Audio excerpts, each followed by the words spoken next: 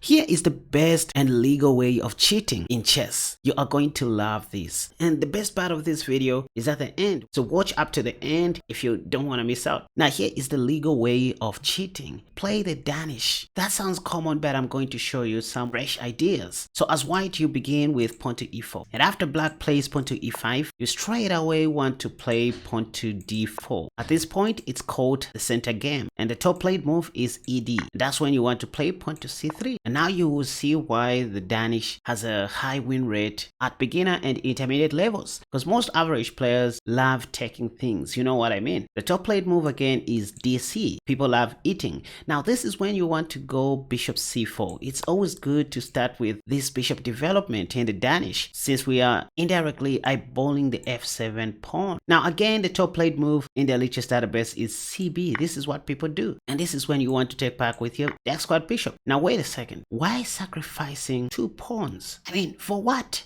Well, first, white has great attacking chances with her 2 open bishops and quick development. Although black is up 2 pawns, black can't develop normally. For example, if they play knight f6, we can simply hit them with pawn to e5. And I was shocked to find that knight e4 is the top played move on Lichess. The simplest is to get back one of our pawns, making black lose their right to castle, then go queen d5 check, or better yet queen f3, because they can't go back, right? If they dare to do so, now we simply take back with our e pawn, and after gf, that's when we develop our queen's knight. If queen check, black just helped us to develop our other king's knight, and we are just one move away from castling short. It's all about quick development and piece activity when it comes to gambits like the Danish. So as white, you don't want to start thinking of defending at any point unless things are just too bad. Anywho, back to the initial position of the Danish. Though it looks rubbish, trust me, it is absolutely lavish and at the same time outlandish. And of course, you don't have to speak Spanish or to be Irish for you to know this fact about the Danish. I mean, come on, we are not childish. Let's begin with the top played move. Before I sound foolish, you will most likely see the move bishop b4, or d6, or knight c6, and last but not the least, you may see the move pawn to d5, which is the top at grandmaster level. So we'll move in this order. Bishop b4 check. This is the easiest and the most trickiest. You want to start with the move knight c3. So what black did was to ensure that you block the vision of your own dark squad bishop so that they can safely develop their king's knight and castle short as quickly as possible. Now I want you to memorize this position. If you just want to keep it lazy and simple, of course you can go pawn to e5 so that after knight e4 you sack your bishop on f7, making black lose their right to castle, and then go queen d5 check to get back your piece. This is the lazy way of playing the Danish gambit and it's acceptable. You can tell by the eval bar. The secret is quick development and piece activity. Once again, never think of defending at any point. Apply the rule offense is the best defense. This is okay, but I want to show you a trappy way of playing the Danish. Instead of going pawn to e5 back on move 6, go knight ge2. This creates an impression as if you hanged your e4 pawn, which most people will most likely take. Of course, they can castle short. I'll show you that line as well. After this, now you want to secure your king first, because what is coming is evil. Most of your opponents are going to take on c3.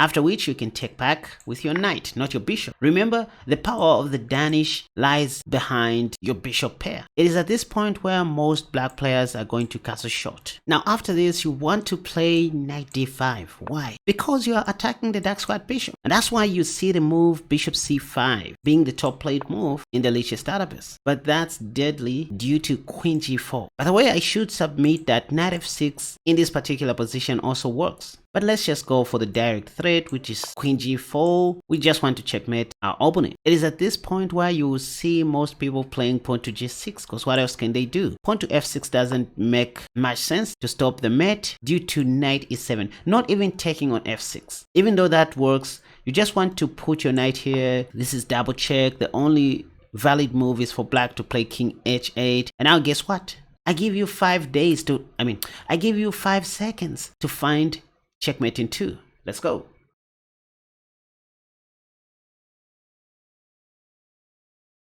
The move is knight g6 check. and black will be forced to take with their pawn, after which you go queen h4 or queen h3, whatever you want. Queen h4 checkmate. Black's king is trapped. So that's the easiest way to checkmate your opponents in the Danish. But I did mention to say black can play pawn to g6 in this position because f6 leads to an early checkmate. Again, you can play bishop f6 if you want, then go for this quick checkmate idea as highlighted on the board. But queen f4 is a more mature move. You want to do this. For example, if black plays bishop e7 in this position, you simply have queen h6 and trying to checkmate. If pawn to f6 comes, once again it is not knight takes f6. Even though that's playable, it's also going to lead to checkmate. I just want you guys to get used to this move, knight takes e7 in the Danish. This is double check, right?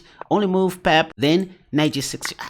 I just want you to get used to this combination in the Danish. It's so useful. Anywho, let's look at something else that black can do. After knight d5, back on move 10, of course they're going to play bishop c5. Now I said you have two options instead of queen g4. You can also try knight f6. It's more direct. At least you know black is not going to take with a queen. They are going to take with a pawn, right?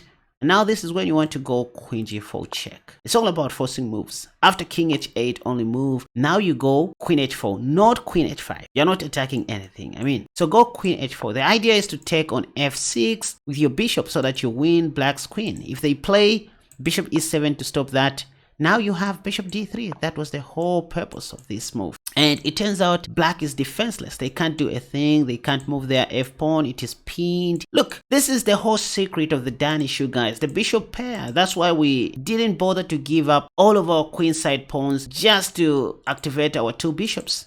In this position, checkmate is unavoidable. Queen takes.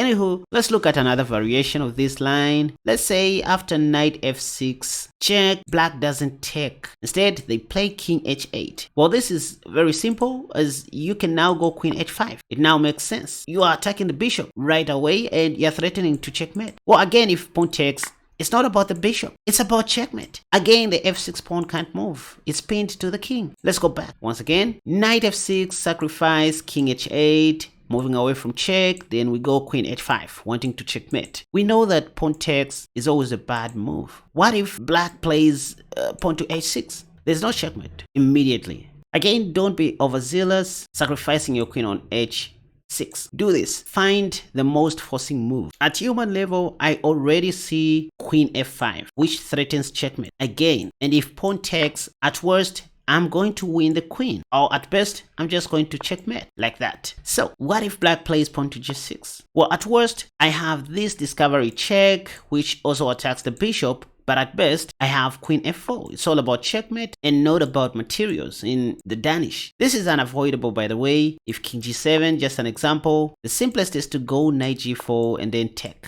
like that. If king back to g8, I have queen takes, and that's just nothing. I'm going to checkmate in all ways. Checkmate is unavoidable. Even if they play this, I have queen takes g6 supported by my light square bishop, or simply bishop d4.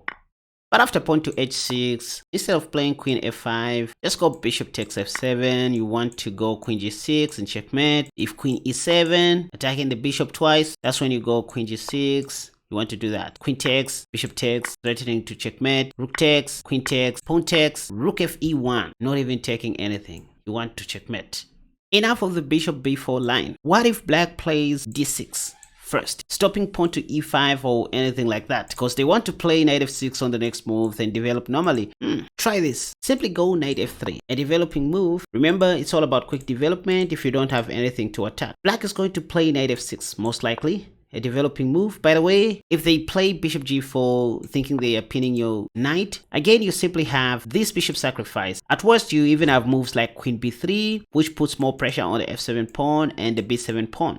So if bishop g4 happens, just go bishop takes, and after king takes, you go knight e5 check. Well, the point is they can't even take your knight due to queen takes d8. They are going to lose the queen. Going back a few moves, after knight e5 check, if they don't take, and let's say they go king back to e8, because what else can they do? You simply take the light squared bishop with your knight. And now it turns out that you have a great position. Despite being down by only one pawn, your position is super active. You should be able to win this game. E.g. knight c6, first put your king to safety before you continue with your attack. Black is afraid of playing knight f6 due to knight takes or something like that. They play queen d7, but you can just go knight c3. Oops, remember that the king moved once or twice. They can't even castle long, so things are very bad for black. So in the d6 line, just think about quick development. There are no cheeky tricks or sacrifices that you can initiate at this point. Just wait for black to mess it up. So they play knight f6. Bishop g4 is a blunder, as we saw earlier.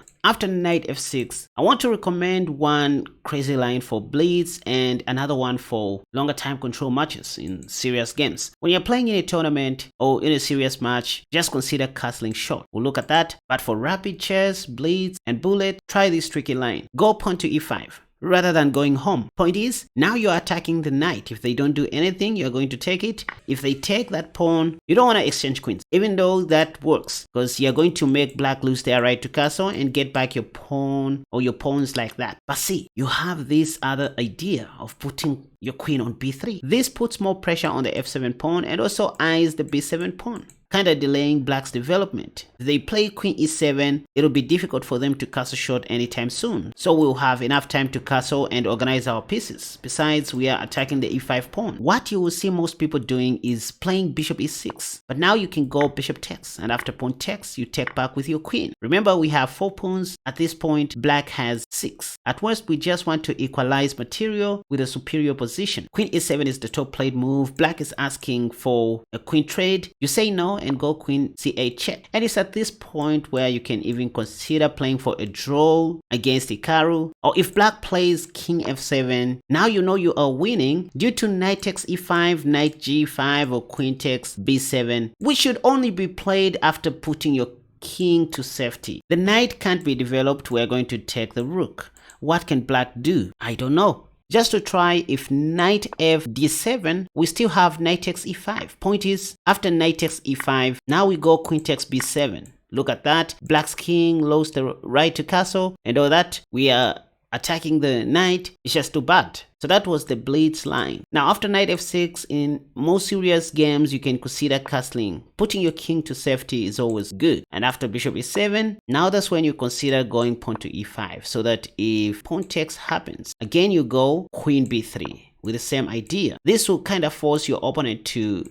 castle, and then you take back 1 pawn. Yes, you're still down by 2 pawns, but at what cost? You have a lead in development with more attacking opportunities. Besides, black is about to lose another pawn. That's why they play queen e8 to defend that. But now you go rook e1, adding more salt to the wound. Whether they like it or not, they are going to lose a pawn in this position. Trust me. For example, even knight b d7 doesn't work due to knight takes. Because after rook takes, we simply have bishop takes, and after queen takes, there we go with rook takes e7, gaining an exchange. At least we are just up a rook, and this should be winning. Even knight c6 doesn't work in this position. It doesn't do much due to knight takes c6. And after bc, this is more like 1 pawn, technically speaking. And I mean, look at these pawn islands. That's why Stockfish thinks white is still winning in this position. Besides, after taking the knight, black can't take back with the bishop due to that rook, so they will be forced to take with the g-pawn. Look at this weird pawn structure, pawn islands, doubled pawns.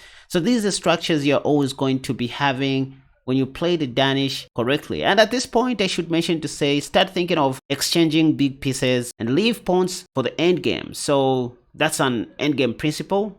You want to trade as many pieces as you can. So if I were you, I would play something like queen e3 in this position, wanting to exchange queens. Oh, by the way, if they sidestep like this, I have queen takes, rook takes, and I'm going to be up a rook. So they play moves like bishop e6, I take, after pawn takes, I go queen check, after rook, I go knight c3. All I want is to exchange bigger pieces and win the endgame very easily due to these, isolated pawns. So far we have looked at the bishop b4 line and the d6 line. Let's conclude with the following two, knight c6 and d5. Against knight c6, I'll be fast since these are less common, you always want to open up with knight f3, quick development. You might see bishop b4 check, the top played move. You always go knight c3. Again, if knight f6, though you have an option of going e5, which is still okay, knowing that on the next move you still have this sacrifice, or even better queen d5 this time, because that knight is going to die. Just ensure that you do things right after bishop takes. Bishop takes, black has no time to take due to checkmate, so in this position they are just going to lose, you know, some material. Knight takes, mate is coming. So that's how you play against the Nc6 line. So after knight f6, you still have an opportunity to go e5. If you don't like that, just consider playing queen b3 or castling short. Yep, castling short works in that knight takes e4 will still be a blunder due to knight takes. If pawn to e5 and black plays d5, just take the f knight, and after dc, you take the queen. If knight takes, you take the g7 pawn. This is okay since black has no queen after rook g8. Now that's when you secure your king, or better castling long. I love castling long in this position since black technically has no dark squared bishop to check me on this side of the board. Rook takes, knight d5, attacking the rook and the other bishop. Last but not the least, instead of bishop b4, d6, or knight c6, the other move you should study about is pawn to d5, played by grandmasters and super grandmasters, so you must know what to do even against this. Please don't just take with your e-pawn, take with your bishop. Never be afraid of pawn to c6, it doesn't work due to bishop takes. If king takes, you have queen takes, winning the queen on the spot. So c6 doesn't work. They play knight f6 in this position, after which you can still take on f7. That's if you're playing against a super grandmaster or stockfish. Point is, they're still going to take, after which you take back on t8, and if they give you a check, you just bring back your queen. At least letting your queen die with dignity, knowing that you're going to take back with a knight. Now defending your pawn. Again, you are ahead in development. That's why stockfish gives an equal advantage. Not to mention that you have equal number of material. So if you want to create a strong opening repertoire against the Danish, consider studying more about this d5 line and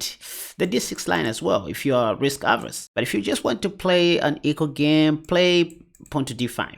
Yeah, like pawn to d5 in this position. It's quite confrontational. In fact, I said white should never think of taking back with a pawn, as this gives time for black to develop other pieces smoothly. You see, you can't do much in this position. Even if check comes, black can just offer this queen trade, and I mean, what are we doing? So as white, you always want to take back with a pawn, and after knight c6 or knight f6, you go bishop takes to oversimplify the position. Like really, there are not many traps. Black doesn't have many traps here. By the way, if black gives a check first before playing knight f6, you can go knight c3, but the best is knight d2 in this specific line. And after knight e7, you can simply go bishop takes, making them lose their right to castle, and then go queen b3.